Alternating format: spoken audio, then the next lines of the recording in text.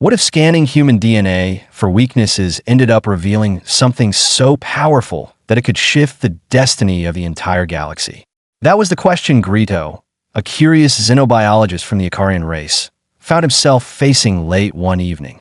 He hadn't planned on making any groundbreaking discoveries that day. He was just going through his normal routine, which involved analyzing samples from different species and tagging each unique trait. But as soon as he got the result from his latest human DNA scan, his hands started to shake, and his mind raced with questions he never thought he'd ask. In a single moment, he realized this was more than just another research assignment. It might be the biggest secret he had ever stumbled upon. Grito's job was simple enough: catalog the genetic makeup of other races so that his people could figure out if there were exploitable weaknesses lurking in the building blocks of these life forms. The Icarians took great pride in their technology and knowledge, so tasks like this were quite routine. They would check for predispositions to common ailments, unusual vulnerabilities, or anything that might be used strategically. But this time, the information on the screen didn't list the usual data points. There was a startling 7.3% genetic overlap with a species that existed mostly in legends. The name that popped up his mind made him feel a shiver of awe: the Primals. As far as Grito knew, the Primals were more myth than reality.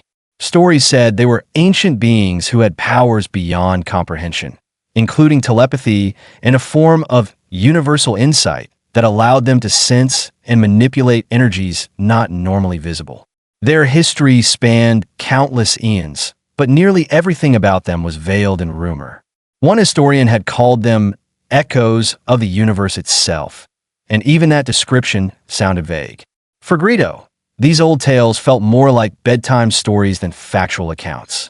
Yet here he was, staring at scientific evidence that humans, those comparatively newer arrivals on the galactic scene, shared a significant slice of DNA with the Primals. Not just a fraction of a percentage, but a full 7.3%. That figure might seem small in everyday terms, but in genetic science, it was enormous, especially since no other known species had a match above 1%. Grito leaned back in his chair, eyes never leaving the data. His first instinct was to doubt what he was seeing. Maybe there was a glitch in the system, or perhaps cross-contamination had occurred during sample storage. The Icarian lab was advanced, yes, but mistakes happened. So he ran the test again and again. Each time, the result came back the same. The 7.3% figure wouldn't budge. His heart pounded as he realized this wasn't an error. It was a window into a secret that could cause shockwaves throughout the galaxy. That's when he felt a spark of ambition. He wanted to be the one to unravel this mystery and claim the prestige that would come with it. Though the prospect thrilled him, it also filled him with anxiety. Should he announce his discovery to his superiors, risk an internal power struggle, or even risk them shutting him down? Would they brand him a troublemaker and confiscate the data? The Icarian race had its own share of intrigue and espionage. He knew how quickly new information could be twisted and locked away. Ultimately, Grito decided to keep his secret. Something about this felt personal, like it wasn't just another line in the database. It was a clue to a story that stretched back further than any official record. So in an act of quiet rebellion, he deleted the analysis from the public record. He even erased local backups, wiping clean every trace that might allow someone else to see what he had found. There was only one place left where this data existed: in his private mind. Without waiting for permission or telling a single soul, Grito boarded his own small, privately funded research ship. It wasn't built for luxury or comfort, but it had the one quality he needed: stealth. It could traverse vast distances quickly, and it had cloaking technology to keep him hidden from prying eyes. The journey, he calculated, would take about 72 hours. 72 hours of solitude to think about what he was going to say if he actually reached the primal core world. The reason no one ever went there was simple. It was restricted space, shrouded in countless warnings and rumors about ships disappearing or returning empty. That alone would make most people turn back. Grito, though, felt his curiosity burning too brightly to reconsider. If the humans shared so much DNA with the Primals, then the Primals might possess the key to understanding what that connection meant. During those 3 days in hyperspace, Grito had more time than he would have liked to wrestle with his doubts. Was this suicidal? Was he risking his life for something that might just be a genetic coincidence? Every time he started to question himself, he recalled the data, 7.3%. That was too high to ignore. And the thought that humans, typically seen as relatively young and scrappy on the galactic scene, might hold a hidden legacy of cosmic powers was impossible to put aside. It tapped into his sense of wonder, and no matter how nervous he felt, he pushed onward. When he finally dropped out of hyperspace near the coordinates he had gleaned from ancient star charts, the sight outside his viewport took his breath away. Instead of a planet dotted with lights or orbiting ships, he found a mesmerizing swirl of space debris that glowed faintly, like tiny fireflies dancing in the darkness. The planet itself was a mysterious sphere with colors that didn't quite make sense, like shimmering layers of pastel blues and silvers, wrapped in an iridescent haze. This was the fabled primal homeworld, though Grito had no official name for it. As soon as his ship came within range, a strange wave of telepathic energy seemed to brush against his consciousness, as if testing his intentions. He froze, feeling an unspoken question pulsing in his mind. Why have you come here? His first instinct was panic. He wasn't used to telepathic contact, and it made him feel exposed like someone had walked straight into his brain. But he tried to focus on sending a mental answer. He came in peace, driven by curiosity. For a moment, the presence didn't respond. It just lingered, humming in the back of his mind as if deciding whether he was dangerous or not. Then, like a door creaking open, he felt a brief surge of warmth. The presence allowed him to pass. Next thing he knew, he was being guided to a landing site in what looked like a sprawling city, only it was eerily empty. From above, Grito could see the ruins of magnificent architecture, shimmering spires that seemed to be made of living crystal and a giant network of bridges connecting them. Despite the grandeur, not a single form of bustling life appeared. Everything was still, silent, and ghostly. Stepping onto the surface, Grito felt a mix of awe and dread. He had never been around a place so tranquil, yet so charged with underlying power. Even the air felt different, somehow cleaner, but also heavier. His steps echoed on what resembled white marble streets. Towering structures curved overhead, designed with an otherworldly elegance that defied typical architectural norms. It was the city of luminous thought, if the old stories were to be believed. Rumor said it had been abandoned centuries ago, left behind after the Primals either vanished or drastically reduced their numbers. While he slowly made his way toward a massive courtyard, he felt that telepathic presence again, stronger this time.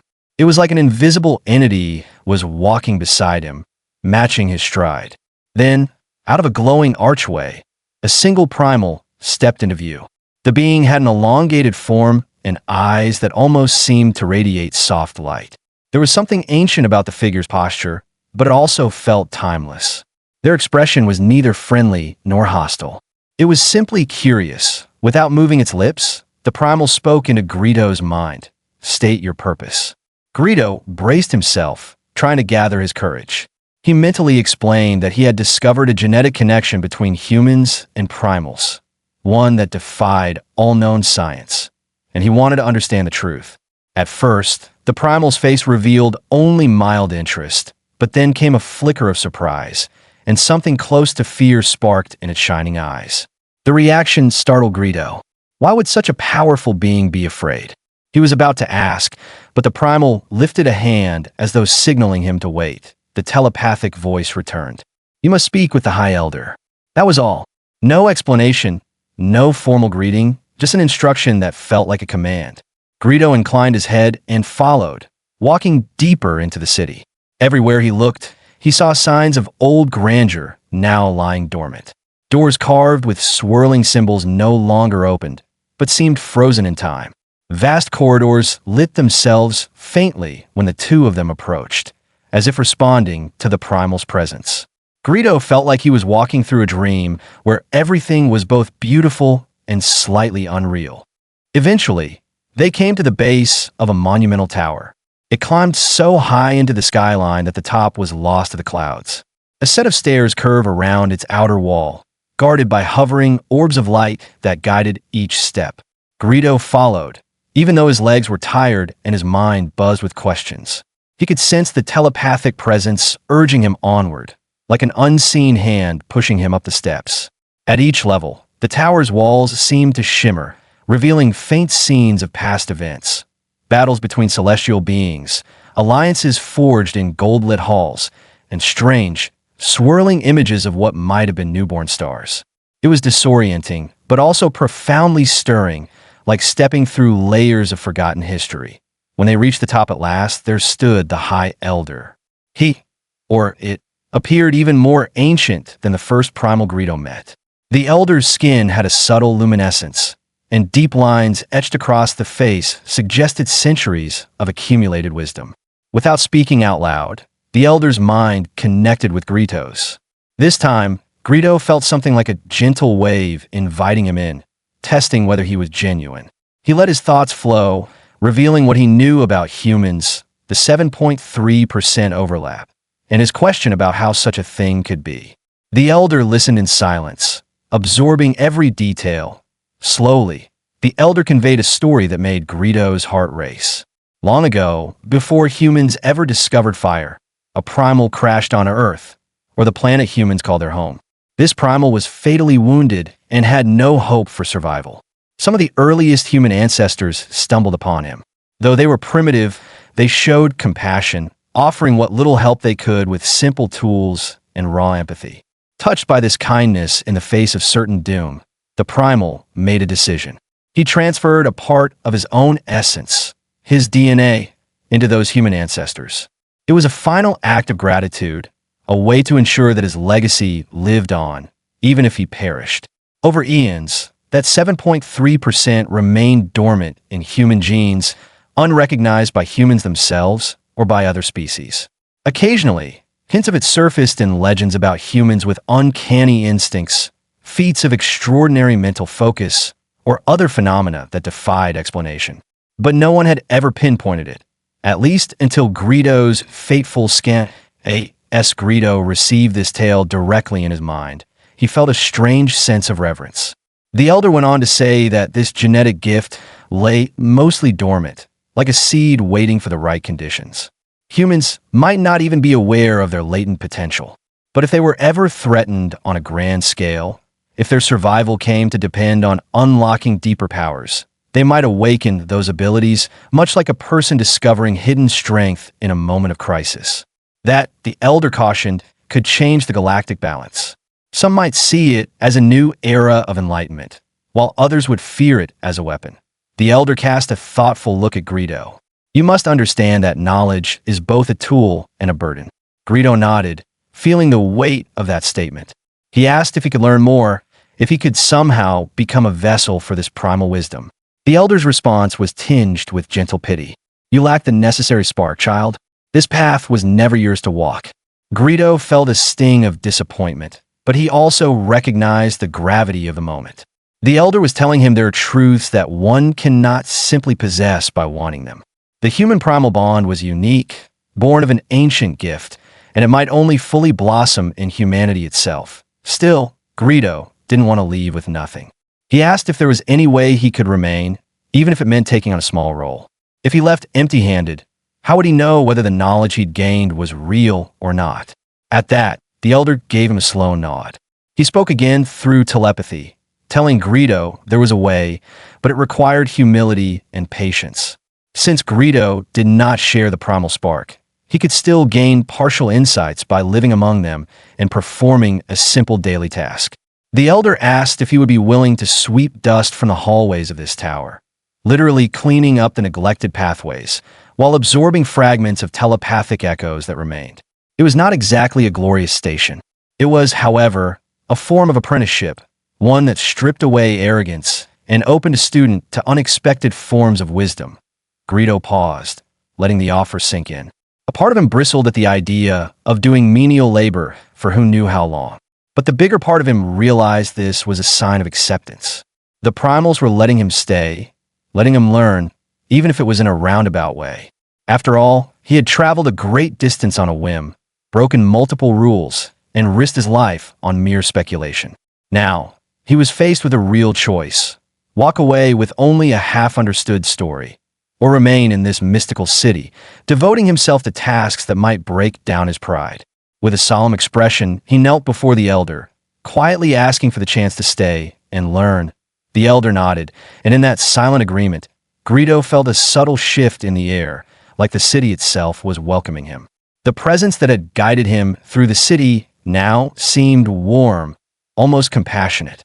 The other primal, the one who had initially confronted him, reappeared to show him to a small, hidden chamber. This chamber overlooked a courtyard filled with glowing flowers that emitted soft pulses of light. He was told that each morning he would receive instructions through telepathic commands on where to clean, how to sense echoes in the walls, and which sections of the tower held the strongest memories. Day by brushing away dust and focusing his mind, he might catch glimpses of the primal perspective, though it would be incomplete. It would be more like tasting a single droplet from a vast ocean. Even so, that drop alone could change him forever. Before he fully committed, Grito thought back to his home, his lab, his entire race. He thought about the secrets he now possessed, secrets that might empower or destroy entire civilizations if they were spread carelessly. He realized that sharing what he knew could spark an arms race or a wave of fear toward humanity. Was that truly what he wanted? Part of him had craved recognition, but now, standing in this ancient tower under the watchful gaze of a being older than recorded history, he recognized something else, a sense of responsibility. Some truths are better safeguarded than exposed. He lowered his head and agreed to stay. There was no big celebration or ceremony, but in that moment, Grito felt like he'd taken the biggest step of his life. He had come to the primal world as an outsider, hungry for knowledge and power. He would remain as a humble caretaker, entrusted with a secret bigger than his own ambitions. Perhaps someday, if humans ever came searching for their origins, he might be the one to greet them and point them toward the tower. Maybe he would have a small part to play in the cosmic unfolding that was sure to happen if humanity ever awakened. Until then, he would wait, learn, and watch. Night settled over the city, though night was a loose term since the sky had a purple glow that never truly faded. Grito found a makeshift bed in a quiet alcove. From there, he observed the silent towers and drifting lights. His mind was a swirl of lingering questions. Would humans ever discover their hidden link? Would the Icarians notice his disappearance and send someone to find him? What would the galactic community do if they learned that the Primals were not entirely gone and that a fraction of their legacy lived in human DNA? As these thoughts kept him awake, he remembered the specifics. 7.3%, a number so mundane and scientific on the surface, but pregnant with meaning for the future of the cosmos. A single primal crash, eons ago, had shaped the blueprint of an entire species' potential. It took 72 hours of solitary travel for Grito to reach a world that looked abandoned, yet pulsed with unseen energy. And all it took was a moment of kindness from ancient humans to spark a gift that might someday shake the foundations of galactic power. That night, Grito felt both small and profoundly content. He had gone searching for a way to exploit vulnerabilities in human DNA, yet he ended up discovering a treasure more valuable than any weakness. An unrealized strength born from an ancient act of compassion. In that sense, he had uncovered something that was less about weaponry and more about possibility. The Primals weren't just an old legend. They were living reminders that empathy and generosity could bridge gaps between species and echo across time. In the days to follow, he settled into his new role with a mixture of trepidation and excitement. Each morning, telepathic nudges would guide him to a new corridor or chamber. He would sweep away the dust, gazing at intricate carvings that seemed to come alive in the corner of his vision. Sometimes, he could almost hear faint whispers, like half-remembered voices calling from centuries ago. He sensed that with every pass of his broom, a little more of the tower awakened. Stray motes of light danced around him, occasionally slipping into his mind as stray memories from the city's past. He saw fragments of how the Primals once taught entire civilizations, how they nurtured fledgling species, and how they vanished when they saw the galaxy leaning too heavily on their powers.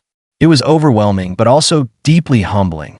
In these fleeting visions, Grito caught glimpses of humans, too. Primitive, frightened, yet filled with a spark of courage. He saw the crash site, the wounded primal, and the wide-eyed humans who reached out with clumsy hands, wanting to ease his suffering. Their actions were raw, unrefined, but also profoundly human.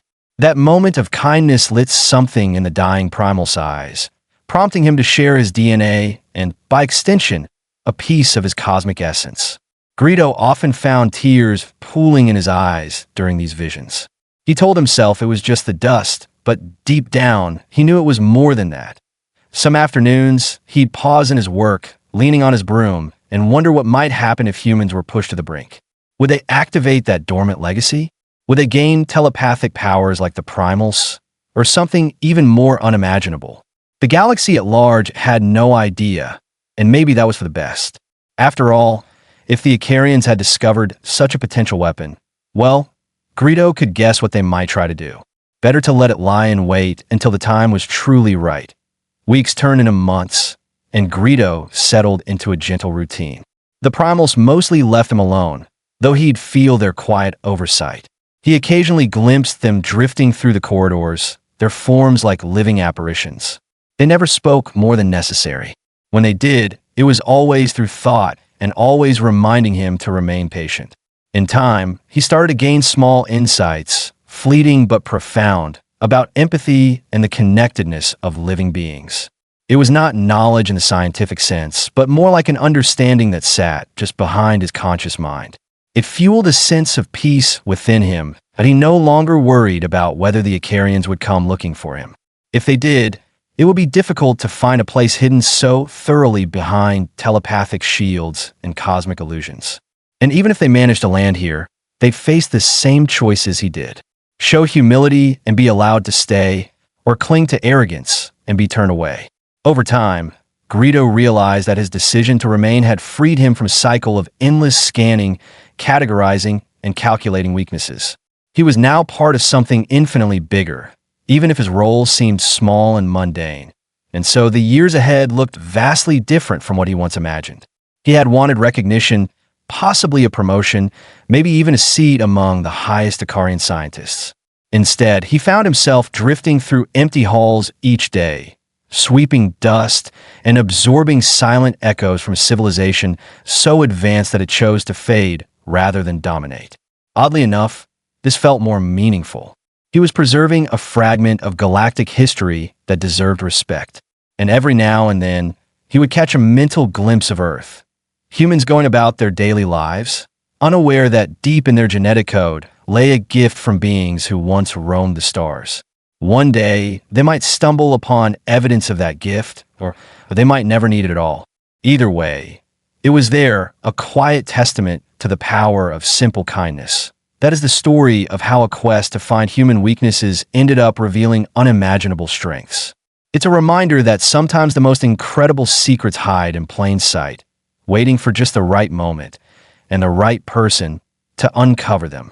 And it all started with Grito, scanning for vulnerabilities in a standard DNA sample, only to discover the seeds of something that could reshape the galaxy.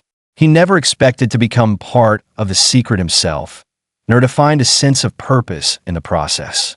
Yet here he was, caretaker and witness, silently watching over the birthplace of an ancient gift that humans carried without knowing.